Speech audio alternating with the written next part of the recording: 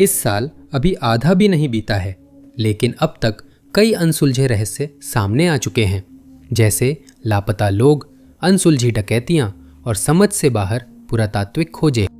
साल के अंत तक इन मामलों में से कुछ सुलझ भी सकते हैं, लेकिन फिलहाल उन जवाबों को खोजने के लिए शोध जारी है जो अब तक हाथ नहीं लगे हैं। नंबर 10। 42 वर्षीय अशांटे रूथ पैलेस्टाइन टेक्सास से मार्च 2026 से दोस्तों या परिवार से न तो मिली हैं और न ही संपर्क में हैं। उनका मामला अभी भी खुला है, लेकिन अब तक बहुत कम सुराग मिले हैं जो यह बता सके कि उनके साथ क्या हुआ था। अशांटे उस माहौल में थी जिसे उनका परिवार नकारात्मक मानता था, जैसा अक्सर लापता व्यक्ति की जांच में होता है। परिवार को उनकी सेहत और सुरक्षा की चिंता हुई, इसलिए उन्होंने दखल दिया। 3 मार्च को उनके चचेरे भाई फोर्टनी पैलेस्टीन गए और अशांटे की स्थिति देखी। उन्हें एहसास हुआ कि अशांटे को उस माहौल से निकालना जरूरी है और उन्होंने उसे अपने साथ फोर्टनी वापस चलने का प्रस्ताव दिया ताकि वह अपने बाकी परिवार से मिल सके। यह स्पष्ट नहीं है कि अशांटे साथ गई थी या नहीं, क्योंकि फोर्टनी की वापसी का सफर भावनात्मक था। कुछ लोग मानते हैं कि वह वहीं रहना चाहती थी और परिवार के हस्तक्षेप से नाराज थी, लेकिन ये सिर्फ अटकलें हैं। बाद में उसके चचेरे भाई ने पुलिस को बताया कि उसे लेने के बाद वे मैकडॉनल्ड्स गए थे और जब वे वहां थे तो वह काफी खुश मिजाज लग रही थी। उन्होंने बातें की, हंसे और फिर निकल पड़े। फोर्टनी पहुंचने पर सब बदल गया। यह पता चला कि अशांते किसी बात से नाराज हो गई थी और उन्होंने बिना अपनी योजनाएं बताए अपार्टमेंट छोड़ दिया। उनकी चचेरी बहन ने तुरंत पुलिस को बुलाया, जो तुरंत पहुंच गई। वे उसे ढूंढ पाए और थोड़ी बात कर चले गए, क्योंकि वे उसे अपार्टमेंट लौटने के लिए मजबूर नहीं कर सकते थे। फिर भी उन्होंने ऐसा किया और सुबह 4:30 बजे पहुंच गई। उन्हें पार्किंग में देखा गया था, गवाहों ने कहा। इसके बाद वो वहां से चली गई। यह आखिरी बार था जब वे देखे गए और जब पता नहीं चला तो उनकी कजिन ने दोबारा पुलिस से संपर्क किया। इस बार एक गुमशुदगी की रिपोर्ट दर्ज की गई, लेकिन आसपास के इलाके की पूरी तरह से तलाशी लेने के बावजूद उनका कोई सुराग नहीं मिला। पुलिस ने अपील की है कि जिसने भी अशांते को देखा हो वह आगे आकर जानकारी दे, ताकि उनकी आखिरी ज्ञात गतिविधियों का पता लगाया जा सके, जिससे उन्हें ढूंढने में मदद मिल सके। उनका परिवार अब भी आशावान है कि आखिरकार वह मिल जाएंगी, क्योंकि उनके मामले में किसी भी तरह की गड़बड़ी का कोई संकेत नहीं मिला है। इस बीच अशांते का विवरण सार्वजनिक कर दिया गया है। उनके परिवार का कहना है कि उनकी बालों का रंग भूरा है और आंखें भी भूरी है। उनकी लंबाई 5 फुट 7 इंच है और वजन लगभग 160 पाउंड है। उन्हें उनके बाएं हाथ के बेबी ब्लू रंग वाले बेट्टी बूप टैटू से पहचाना जा सकता है। उनके दाहिने हाथ पर 3 नामों के टैटू भी हैं, जिनके साथ पंख बने हुए हैं। जब वह उस दिन अपार्टमेंट से बाहर निकली थी तो उन्होंने एक लाल टी शर्ट पहनी हुई थी जिसमें कटआउट्स थे, एक काले रंग की फर वाली जैकेट, बैंगनी रंग की रगरेट्स कैप्री जॉगर और काले जूते पहने हुए थे। उनके पास एक फैनी पैक था और उनके परिवार का कहना है कि वह उसमें अपनी आईडी रखती थी। जिस किसी के पास भी ऐसी कोई जानकारी है जिससे उन्हें ढूंढने में मदद मिल सके, उनसे अनुरोध है कि वे कॉफमैन काउंटी कांस्टेबल के आधिकारिक प्रीसिंक्ट 2 से 469 376 4600 पर संपर्क करें और एजेंसी केस नंबर 2,60,329 बताएं। उनका नेमस केस नंबर है MP 156335। नंबर 9। 55 वर्षीय जेनिफर मैककॉर्मिक के परिवार ने पुलिस को बताया कि शायद वह मानसिक स्वास्थ्य संकट से गुजर रही हैं, क्योंकि बिना बताए घर छोड़ना उनकी आदत नहीं है। जेनिफर के मामले में शामिल सभी लोगों को सबसे ज्यादा चिंता इस बात की है कि वह अपने परिवार की मदद पर निर्भर है, क्योंकि उन्हें हाई फंक्शनिंग डाउन सिंड्रोम है।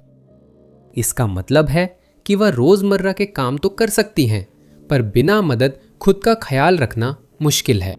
जांचकर्ताओं ने कहा है कि उन्हें जल्द से जल्द ढूंढना जरूरी है ताकि वे मिशिगन के अलामो टाउनशिप के वेस्ट 80 ड्राइव स्थित परिवार के सुरक्षित घर वापस जा सके।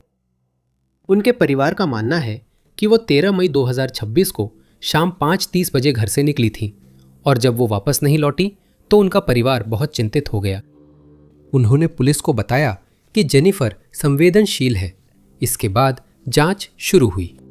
उन्होंने बताया कि हो सकता है कि अपनी दिनचर्या बदलने या अपनी आदतों में बदलाव के कारण वो परेशान हो गई हों और इसी वजह से उस दिन वो घर से बाहर चली गई। उन्होंने कहा, परिवार में कोई झगड़ा या बहस नहीं थी जिससे जेनिफर परेशान हुई हो। जब जेनिफर आसपास के इलाके में नहीं मिली तो जांचकर्ताओं ने आसपास के समुदाय से संपर्क किया और उनसे अनुरोध किया कि वे उनकी तलाश में सतर्क रहें और अगर उन्हें कहीं भी जेनिफर दिखें तो उसकी सूचना दें। उनसे यह भी अनुरोध किया गया है कि वे अपनी सुरक्षा फुटेज, बाहरी इमारतें, शेड, आंगन और अन्य ऐसे स्थानों की जांच करें जहां जेनिफर ने शरण लेने का फैसला किया हो सकता है। जब उनसे पूछताछ की गई तो जेनिफर के भाई, जिनके साथ वह घर साझा करती है, ने बताया कि वह लगभग 90 मिनट के लिए घर से बाहर थे क्योंकि उन्हें एक जरूरी काम से जाना था।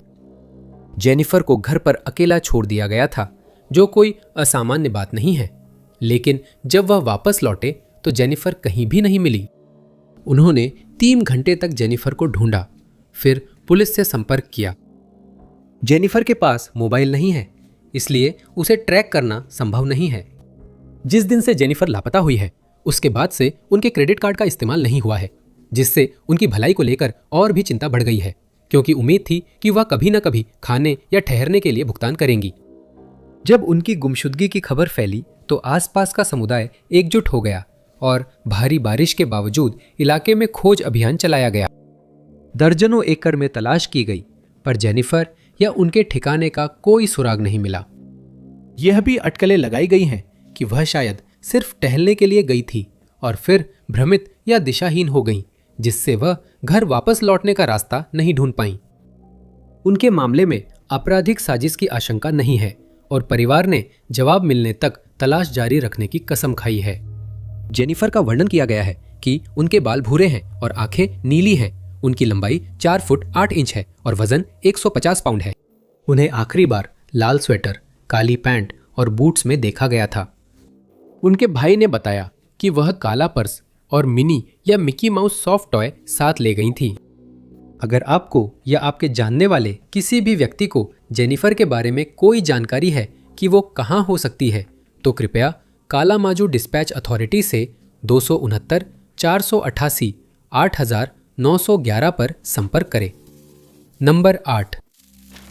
यह असामान्य नहीं है कि किसी लापता व्यक्ति की गाड़ी उनके लापता होने की रिपोर्ट के कुछ समय बाद खाली हालत में मिलती है, लेकिन कुछ मामलों में किसी वाहन की बरामदगी और भी ज्यादा चिंता का कारण बनती है और इससे ये सवाल भी उठता है कि उनके साथ क्या हुआ होगा।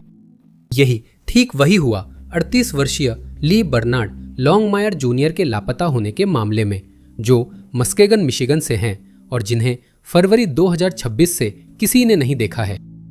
28 फरवरी को ली ने मस्केगन में अपनी गर्लफ्रेंड के घर पर कुछ समय बिताया और यही वो आखिरी जगह है जहां उन्हें देखा गया था। उनकी गर्लफ्रेंड ने बताया कि जब उन्होंने जाने का फैसला किया तो वे अपनी जीप में बैठे और कहा कि वे अपनी दादी के घर जाने का प्लान बना रहे हैं। उस शाम वहां से जाने के बाद ली के साथ क्या हुआ अब भी पता नहीं है। वह कभी अपनी दादी के घर नहीं पहुंचे और तब से उन्होंने अपने किसी भी दोस्त या परिवार से संपर्क नहीं किया है। इसके बाद की घटना से जांचकर्ताओं और उनके परिवार को बहुत चिंता हुई। यह भी कहा गया है कि उनकी गुमशुदगी किसी साजिश का नतीजा हो सकती है, पर साबित नहीं हुआ। अगले दिन यानी 1 मार्च की रात 11 बजे के करीब ली की जीप पेक स्ट्रीट और ईस्ट नॉर्टन एवेन्यू के पास मिली और पता चला कि उसमें जानबूझकर आग लगाई गई थी। जैसे ही ये परेशान करने वाली खोज हुई, आसपास के इलाके की पूरी तरह से तलाशी ली गई, लेकिन ली का कोई सुराग नहीं मिला और उस इलाके में यह संकेत देने वाला कोई सबूत नहीं था कि वो कहाँ जा सकता था। जब उनसे पूछा गया कि क्या वह अपनी मर्जी से गया हो सकता है, तो उसके परिवार ने कहा कि वह ऐसा कभी नहीं करता क्योंकि उसका बच्चा अभी अभी पैदा हुआ था और वह कभी भी अपने बच्चे को छोड़कर नहीं जाता।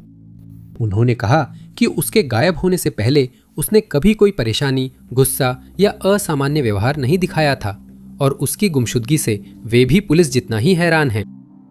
इलाके की हवाई तलाशी के लिए ड्रोन का इस्तेमाल किया गया और स्वयंसेवकों ने पुलिस के साथ मिलकर उसकी तलाश की उम्मीद में मदद की, लेकिन उसकी मौजूदगी के बारे में कोई और सुराग नहीं मिला।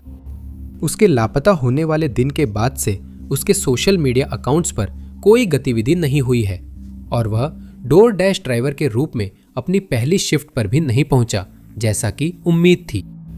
ली के एक चचेरे भाई ने बताया कि आखिरी बार बात करते समय वो अच्छे मूड में थे, लेकिन ज्यादा देर बात नहीं कर सके क्योंकि वे डैडी डॉटर डांस में थे। ली के बारे में कभी नहीं सुना गया कि वे परेशानी में थे, इसलिए उनकी गाड़ी लावारिस और जलती मिली, ये चौंकाने वाला है। पुलिस ने आसपास के समुदाय से अनुरोध किया है कि अगर किसी ने ली को कहीं देखा हो या उनके मामले से जुड़ी कोई भी जानकारी हो तो वे आगे आकर बताएं। अब तक ऐसी कोई जानकारी प्राप्त नहीं हुई है, लेकिन उम्मीदें अभी भी बनी हुई हैं कि उन्हें ढूंढ लिया जाएगा।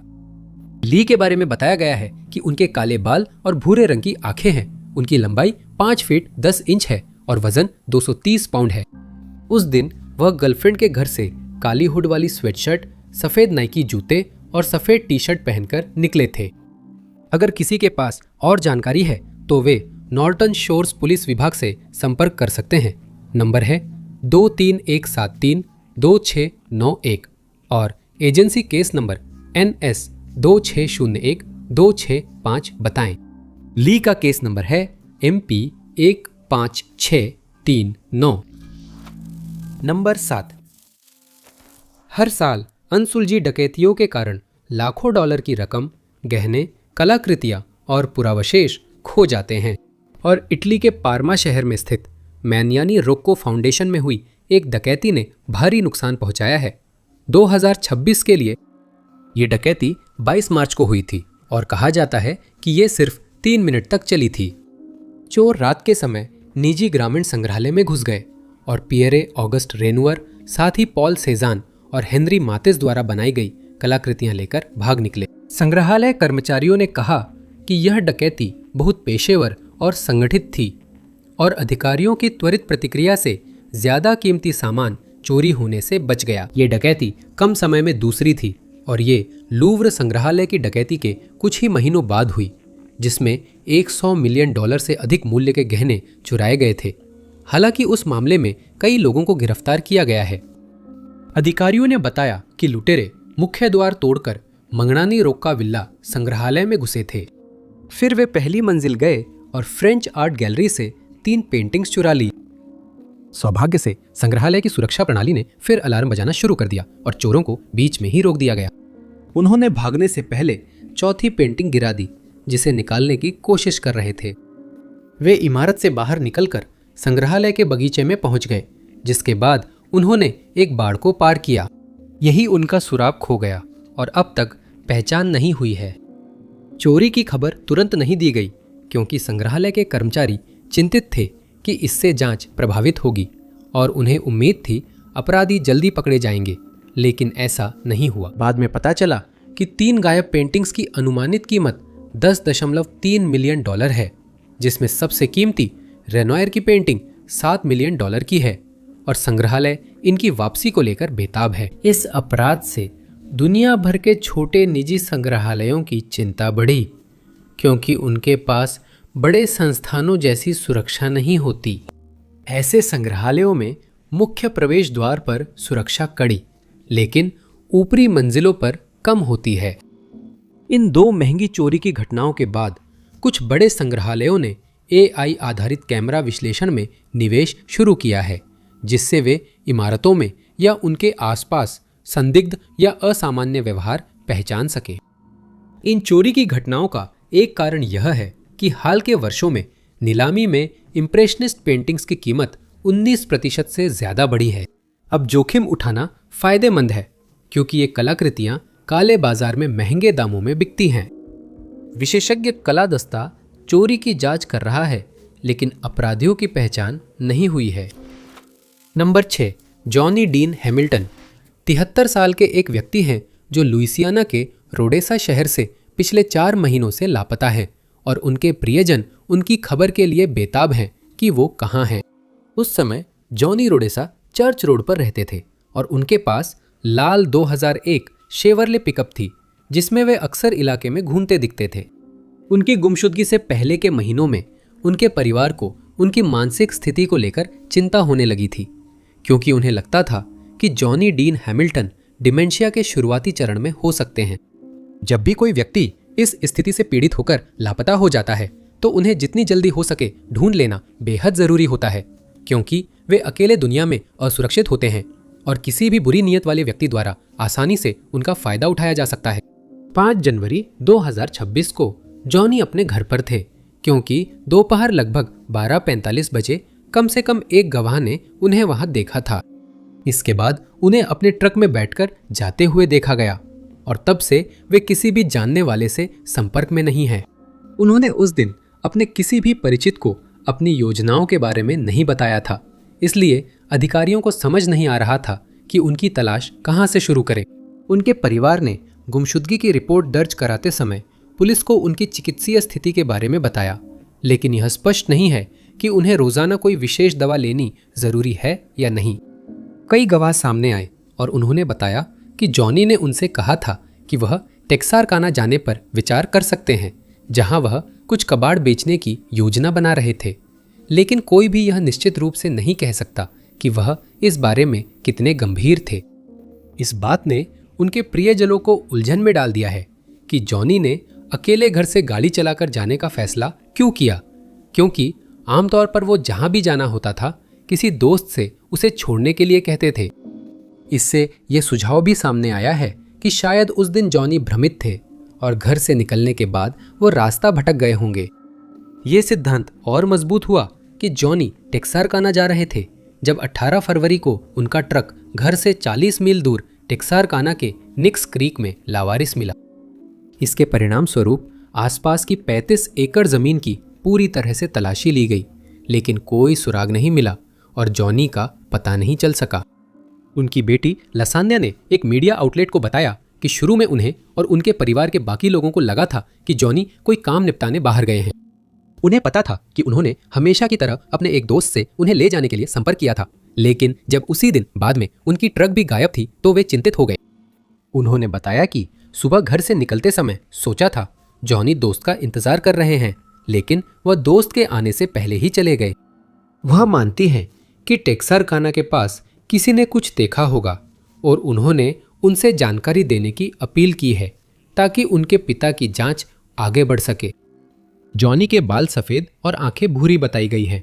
उनकी लंबाई 5 फीट 11 इंच है और वजन 180 पाउंड है। उन्हें आखिरी बार घर पर नीली धारियों वाली पीली शर्ट और गहरे रंग की पैंट में देखा गया था। जो भी व्यक्ति उनकी मौजूदगी के बारे में जानकारी रखता है या जॉनी के मामले में कोई जानकारी जोड़ सकता है, उससे अनुरोध है कि वह कैडो पैरिश शेरिफ कार्यालय से 3185849034 पर संपर्क करे। उनका नाम है case number MP144 MP154333। Number 5। सदियों से पुरातत्वविद उन खोजों से हैरान रह गए हैं जो उन्होंने की है, अक्सर प्राचीन सभ्यताओं के अस्तित्व और उनके दैनिक जीवन जीने के तरीके के बारे में। कुछ ने ऐसी संरचनाएं बनाई थीं जिनका उद्देश्य स्पष्ट नहीं था। दूसरों ने ऐसी सामग्री से सुंदर बर्तन और गहने बनाए जिनके बारे में माना जाता था कि वे उस समय मौजूद ही नहीं थीं। और कुछ बिना किसी स्पष्टीकरण के पूरी तरह गायब हो गए, फिर कभी दिखाई नहीं दिए। ऐसी खोजें आपकी सोच से कहीं ज्यादा होती है, जैसा 2026 में यरूशलेम की रहस्यमय सुरंग की खोज से साबित है। इजराइल पुरावशेष प्राधिकरण के पुरातत्वविद रामत राचेल के पास खुदाई करते समय हजारों साल पुरानी भूमिगत सुरंग खोजी। इस क्षेत्र में एक नया आवासीय इलाका बनाने की योजना थी, जिसमें 480 से अधिक घर, व्यावसायिक संपत्तियां और स्कूल शामिल होने वाले थे। लेकिन जब तक सुरंग पर शोध किया जा रहा है, उस परियोजना को रोक दिया गया है। शोध पूरा होने के बाद सुरंग को संभवतः नए आवासीय इलाके के साथ एक पुरातात्विक पार्क में बदल दिया जाएगा, जहां लोग प्राचीन काल की खोजों के बारे में जान सकेंगे। इस बीच अधिकारियों ने इस अजीब खोज पर जानकारी जारी की है। उनका कहना है कि सुरंग करीब 165 फीट लंबी है, लेकिन इसकी पूरी लंबाई पता नहीं चल पाई है क्योंकि कुछ हिस्से ढह गए हैं और मलबा हटाया जा रहा है। प्रवेश द्वार पर चट्टान को काटकर पत्थर की सीढ़ियां बनाई गई थी और अंदर एक मोटी परत सघन मिट्टी की पाई गई। सुरंग के कुछ हिस्से लगभग 15 फीट ऊंचे और करीब 10 फीट चौड़े हैं, जिससे कोई भी व्यक्ति बिना झुके आसानी से उसमें से गुजर सकता है। सुरंग की दीवारों पर पत्थर काटने की तकनीकें दिखती है, जिससे यह स्पष्ट है कि इस परियोजना को पूरा करने में बहुत समय और कौशल लगा होगा। यह एक रोमांचक खोज है, क्योंकि विशेषज्ञ नहीं जानते कि सुरंग किसने बनाई या इसका इस्तेमाल किस लिए किया गया। आगे और शोध की जरूरत है। ये सुझाव दिया गया है कि इसका उपयोग एक भूमिगत जल प्रणाली के रूप में किया गया था, जिससे एक भूमिगत झरने तक पहुंच मिलती थी। लेकिन चूंकि सुरंग की दीवारों में पानी के रिसाव को रोकने के लिए कोई उपाय नहीं किए गए थे, इसलिए ये संभावना कम लगती है।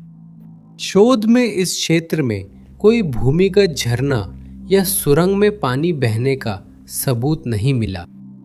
एक सुझाव था कि इसका उपयोग कृषि के लिए हुआ। हालांकि अधिकांश विशेषज्ञों ने इस सिद्धांत को खारिज कर दिया है, क्योंकि उनका मानना है कि सुरंग इस उद्देश्य के लिए बहुत बड़ी है और इसे किसी भी औद्योगिक क्षमता में इस्तेमाल नहीं किया जा सकता था। अब विद्वानों के पास सिर्फ एक संभावित सिद्धांत है। उनका मानना है कि सुरंग खोदने वाला शायद जमीन के नीचे चूने की परत तक पहुंचने की कोशिश कर रहा था, जिसका इस्तेमाल निर्माण या चूना बनाने में होता है। फिलहाल पुरातात्विक जगत इस सुरंग के बारे में और जानने के लिए बेसब्री से इंतजार कर रहा है, और आगे के शोध के साथ हम शायद आखिरकार जान पाएंगे कि इसे किसने बनाया था और इसका इस्तेमाल किस लिए किया गया था। नंबर 4, कई बार पुरातात्विक खोजों में विद्वान भी सिर्फ अनुमान ही लगा पाते हैं कि वस्तुओं का उपयोग क्या था या वे प्राचीन लोगों के लिए क्या महत्व रखती थी। मध्य मिस्र में हुई एक अजीब खोज के साथ भी ऐसा ही हुआ है और इतिहासकार हैरान रह गए हैं। ये खोज एक मिस्री डोमिनिकन पुरातत्वविदों की टीम ने की थी, जब वे अलेक्जेंड्रिया के टॉलेमिक मिनर्वा मंदिर में खुदाई कर रहे थे। जब वे उस स्थल पर शोध कर रहे थे तो वे यह देखकर हैरान रह गए कि वहां 13 ममियां मिली, जिन सभी के मुंह में दफनाते समय सोने की जीभ रखी गई थी। वे चट्टानों में बनी कब्रों में मिली, जो प्राचीन ग्रीस और रोम में लोकप्रिय थी। जब कब्रों को खोला गया तो वे यह देखकर निराश हो गए कि मम्मियों की हालत बहुत खराब थी, लेकिन वे कभी यह उम्मीद नहीं कर सकते थे कि हर एक मम्मी के मुंह में एक सोने की जीभ रखी गई थी, जिसे स्पष्ट रूप से किसी उद्देश्य के साथ रखा गया था। गौर करने वाली बात है कि ये मम्मियां उन 39 मम्मियों के साथ मिली, लेकिन किसी और के पास सोने की जीभ नहीं थी।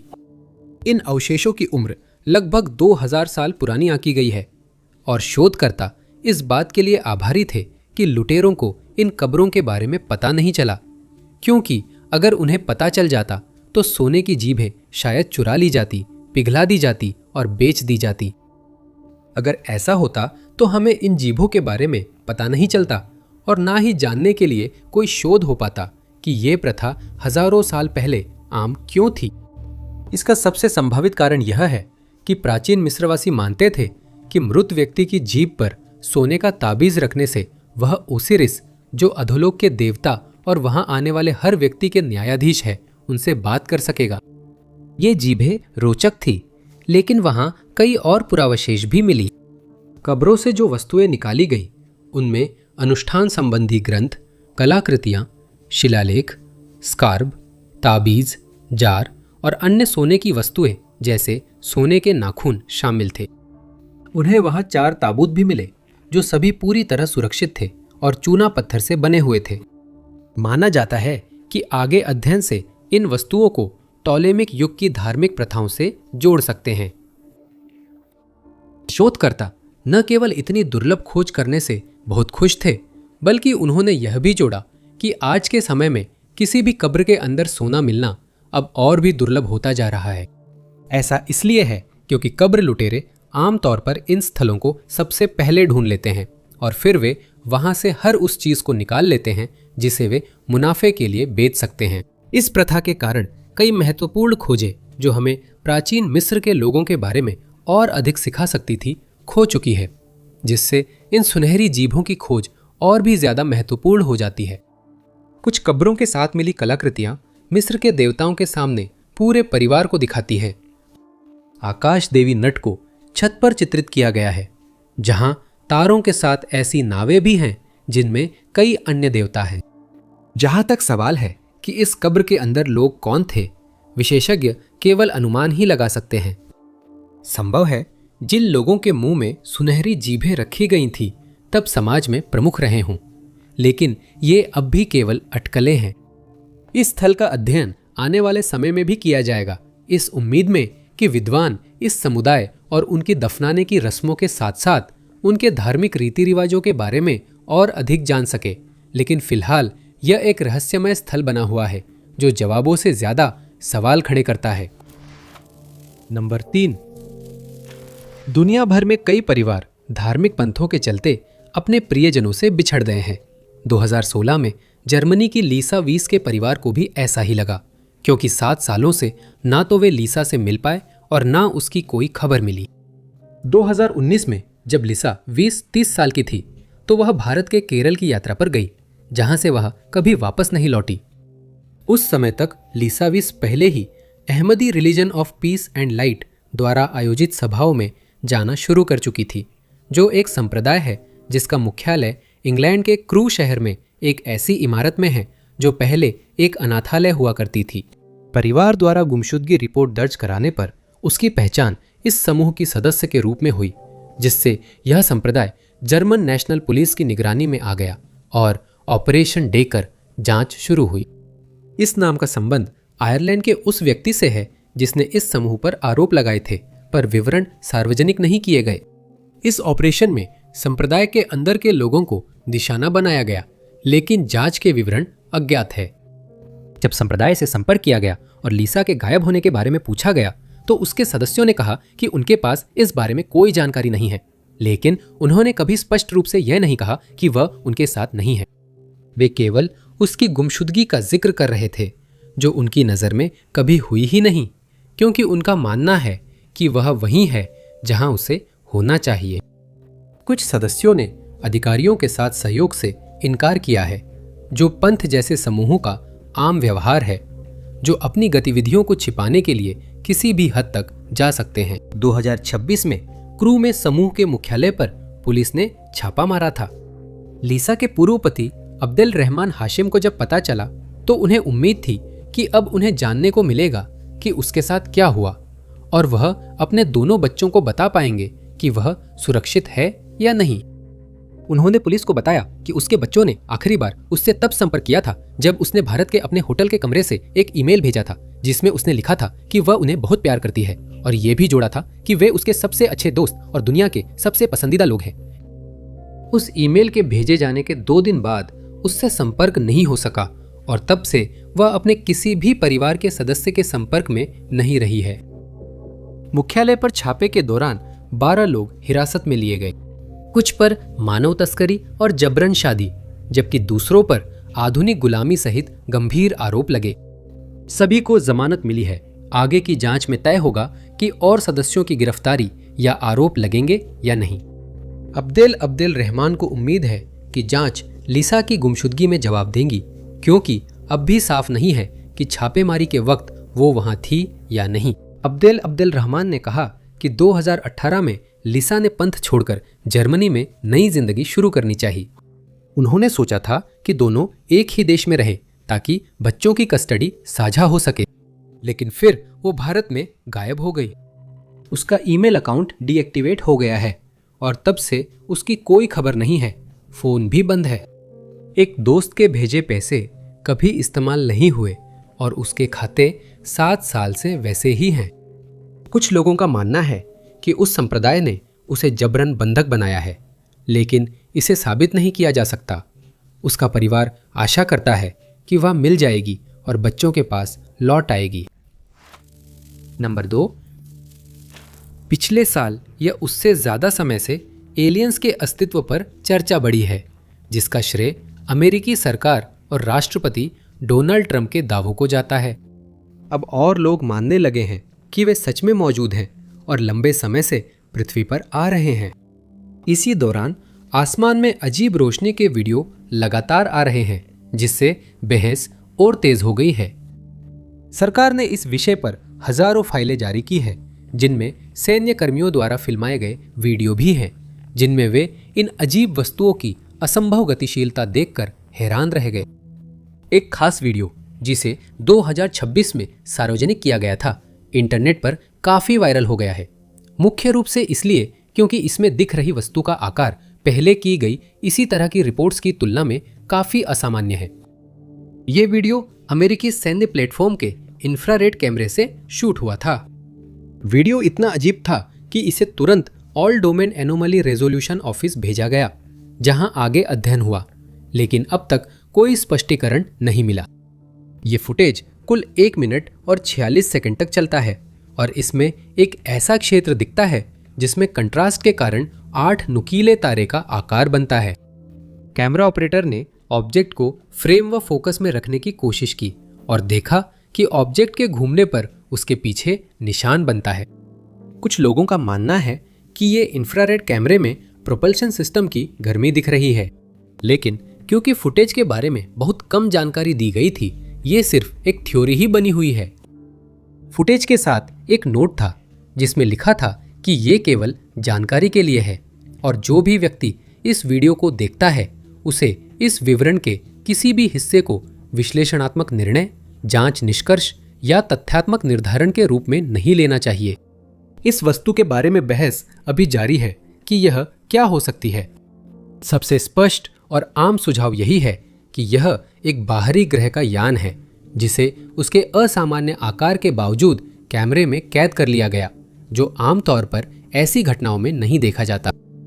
कुछ लोग मानते हैं कि यह साधारण चीज हो सकती है, पर कोई निश्चित रूप से नहीं बता पाया कि वह क्या थी या जब सैन्य कर्मियों ने उसे देखा तब वह क्या कर रही थी। नंबर 1, 36 वर्षीय तमारा डॉनहिल, जिन्हें परिवार डॉन कहते हैं, कि गुमशुदगी की जांच में कुछ प्रगति हुई है। वे 2026 में ओशियन शोस वॉशिंगटन से लापता हुई थीं, लेकिन अब तक नहीं मिली। मार्च 2026 में डॉन केंड्रिक ब्रूस को डेट कर रही थी और 3 तारीख को साथ देखा गया था। अगले दिन परिवार के मुताबिक उन्होंने रिश्ता खत्म किया और फिर संदिग्ध हालात में लापता हो गई। चूंकि उनके लिए अपने परिवार और अपनी इकलौती संतान से संपर्क में न रहना बिल्कुल असामान्य था, इसलिए उनकी गैर मौजूदगी को लेकर परिवार वाले जल्दी ही चिंतित हो गए और उन्होंने पुलिस से संपर्क किया कि वह उम्मीद के मुताबिक घर नहीं लौटी है। जांच में पता चला कि उनके फोन की आखिरी location north west track wild life park थी, जो ओशन शोर से करीब 24 मील दूर है, जहां उन्हें आखिरी बार देखा गया था। डॉन का परिवार चिंता से बेहाल था क्योंकि वे इस बारे में हर संभावना पर विचार कर रहे थे कि उनकी गुमशुदगी का कारण क्या हो सकता है। और 28 मार्च को उनकी चिंताएं और बढ़ गईं जब उनके खाते से केंड्रिक्स को $150 का कैश ऐप भुगतान किया गया। उन इलाकों में तलाश की गई जहां वो आमतौर पर समय बिताती थी, लेकिन डॉन का कोई सुराग नहीं मिला और किसी ने उसे नहीं देखा। कुछ दिनों बाद उसकी कार उसके घर से 1 ब्लॉक दूर लावारिस मिली और पूरी तलाशी ली गई। अंदर जांचकर्ताओं को उसके डेबिट कार्ड मिले और चिंता की बात यह थी कि उसके बेटे की एक फोटो मिली जो फटी हुई थी। कैश ऐप भुगतान के कारण पुलिस को शक हुआ कि केंड्रिक उसकी गुमशुदगी में शामिल हो सकता है और सर्च वारंट जारी किया गया। श्वान दस्ते ने उसकी जीप की तलाशी ली और कुत्तों ने पिछली सीट, दरवाजे और कार्गो एरिया में कुछ होने का इशारा किया। उसके घर और इलेक्ट्रॉनिक डिवाइस की तलाशी ली गई, जिससे चिंता बढ़ गई। उसके इंटरनेट सर्च हिस्ट्री में ऐसे सवाल थे जैसे किसी को बेहोश कैसे करें, अवशेषों को सड़ने में कितना समय लगता है और कालीन से जैविक पदार्थ कैसे हटाएं। उसने रिगर मोर्टिस पर रिसर्च की, जिससे जांचकर्ताओं को शक हुआ कि वह गंभीर अपराध छुपा रहा था। अगला कदम था डॉन के अपार्टमेंट की तलाशी लेना, जिससे पता चल सके कि उसके साथ क्या हुआ। एक सर्च वारंट जारी किया गया और अपार्टमेंट के अंदर जांचकर्ताओं को कई ऐसे स्थान मिले जिनमें जैविक सामग्री मौजूद लग रही थी। केंड्रिक तुरंत गिरफ्तार हुआ और डॉन की गुमशुदगी का आरोप लगा, लेकिन उसने न जिम्मेदारी ली न डॉन का पता बताया। उसे अभी $2 मिलियन के बॉन्ड के तहत हिरासत में रखा गया है और जांच बढ़ने पर ही पता चलेगा कि उस पर और आरोप लगेंगे या नहीं। डॉन की पड़ोसी ने बताया कि उसने डॉन को 1 महीने से ज्यादा समय से ना तो देखा है और ना ही उससे कोई खबर मिली है। दोस्तों ने बताया कि डॉन और केंड्रिक का रिश्ता तनावपूर्ण था और केंड्रिक ने उस पर शारीरिक दुर्व्यवहार किया था। उन्होंने उस पर यह भी आरोप लगाया है कि उसने ऐसे टेक्स्ट मैसेज भेजे जिनमें वह खुद को डॉन बताकर बात कर रहा था, और यह भी देखा गया कि डॉन के लापता होने के तुरंत बाद उसकी कार असामान्य रूप से साफ थी। केंड्रिक को 10 जून को अदालत में पेश होना है, लेकिन इस बीच जांच जारी है। जो भी व्यक्ति इस मामले में और जानकारी जोड़ सकता है वह टकोमा पुलिस विभाग से 253 287 4455 पर संपर्क करे, केस नंबर 2609 100-684 का हवाला दे, या सीधे टकोमा पुलिस विभाग के डिटेक्टिव रैंडी फ्रिस्बी से 253 591 5950 पर बात करें। देखने के लिए आप सभी का बहुत धन्यवाद। अगर आपको यह वीडियो पसंद आया हो तो ज़रूर उस लाइक बटन को दबाएं। साथ ही सब्सक्राइब करना और उस नोटिफिकेशन बेल को दबाना ना भूलें, ताकि आप हमारे सभी आने वाले वीडियो से अपडेट रह सकें। मेरा नाम टॉप 5 अननोन्स है और मैं आप लोगों से अगले वीडियो में मिलूंगा।